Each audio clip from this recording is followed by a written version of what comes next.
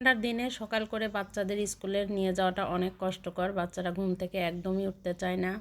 Hello everyone, আসসালামু আলাইকুম। সবাই কেমন আছেন? আশা করি সবাই ভালো আছেন। আলহামদুলিল্লাহ, আমরাও ভালো আছি। আর একটা নতুন ভিডিও নিয়ে আপনাদের মাঝে চলে আসলাম। আশা করি আজকের ভিডিওটা সবার কাছে ভালো লাগবে। সকালে মেয়েকে স্কুলে দিয়ে আসার পর এই যে বাসায় এসে নাস্তা তৈরি করে নিলাম। তো পরোটা বানাই নিলাম। পরোটাগুলো ঘিয়ে ভেজে নিলাম। আর আমাদের পাবনার খাঁটি গাওয়া ঘি, এর স্বাদ কিন্তু অতুলনীয়। অনেক মজা হয় এই ঘি দিয়ে পরোটা ভাজা। এরপর এই যে পরোটার সাথে খাওয়ার জন্য একটা মিক্স সবজি রান্না করে নিলাম। আর এখন শীতের তো অনেক রকম সবজি, এই সবজিটা খেতে কিন্তু এর কারণে বেশিই মজা লাগে। এখানে গাজর, আলু, বাঁধাকপি, পেঁপে, সব রকম বেগুন ছিল। সব রকম সবজি দিয়ে একটা মিক্স সবজি করে নিলাম। তো সবজিটা সিদ্ধ করে এরপর বাগার দিয়ে নিয়েছি। তো সকালের নাস্তাটা শেষ করে এরপর দুপুরে রান্না করব। মুরগি রান্না করব। তো মুরগি রান্নার জন্য প্রথমে আমি আলুটা ভেজে নিলাম হালকা। এরপর পেঁয়াজ দিয়ে আর গোটা মশলা দিয়ে একটু ভেজে নিয়ে বাকি মশলাগুলো আমি বাটা মশলা, গুঁড়া মশলা সব কিছু একটু গুলিয়ে রেখে দিয়েছিলাম পানি দিয়ে। এরপর দিয়ে দিলাম মুরগির মাংস। মশলাটা ভালো মতো কষিয়ে নিয়ে এরপর মুরগির মাংসটা দিয়ে দিয়েছি। আর মুরগির মাংসটা একটু মশলা দিয়ে আমি মেখে রেখেছিলাম, এতে করে কালারটা কিন্তু খুব সুন্দর আসে। পরে যে আলুগুলো দিয়ে এখন মাংসটা ভালো মতো কষিয়ে রান্না করব। মাংসটা ভালো মতো কষানো হলে আমি এর ভিতরে এই যে পরিমাণ মতো এখন পানিটা দিয়ে রান্নাটা করে নিব।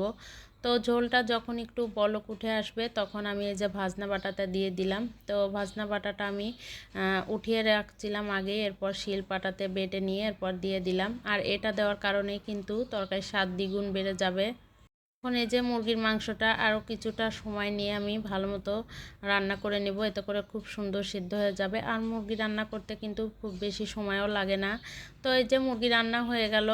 এরপর রান্না করব বাঁধাকপি ভাজি। তো আমি এখানে পেঁয়াজ, কাঁচামরিচটা একটু ভেজে নিয়ে এরপর এই যে বাঁধাকপিটা কুচি করে কেটে রেখেছিলাম, পানিটা ঝরাই নিয়েছি। এবার বাঁধাকপি ভাজিটা দিয়ে দিলাম। আর এবছরে আজকেই আমি প্রথম বাঁধাকপি ভাজি করলাম। এই যে এখন কিন্তু অনেকটাই দেখা যাচ্ছে, কিন্তু আস্তে আস্তে ভাজতে ভাজতে একদমই অল্প হয়ে যাবে। তো এই যে এখন কিন্তু অনেকটাই কম হয়ে আসছে। আর ভাজিটাও কিন্তু হয়ে গেছে।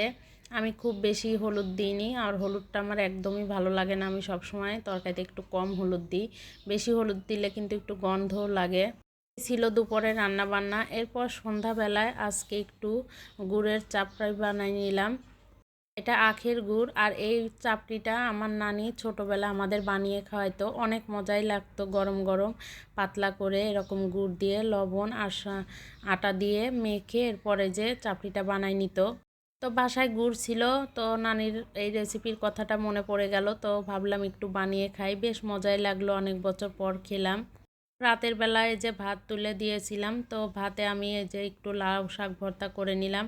আর ভাতে ভর্তা কিন্তু বেশি মজা হয় খেতে। আর লাউ শাক ভর্তা আমার অনেক পছন্দের একটা খাবার, গরম ভাতে খুব ভালো লাগে খেতে। মতো লাউ শাক ভর্তা কে কে পছন্দ করেন অবশ্যই কমেন্ট করে জানাবেন। আজকের ভিডিওটা এ পর্যন্তই। সবাই ভালো থাকবেন, সুস্থ থাকবেন। আল্লাহ হাফেজ।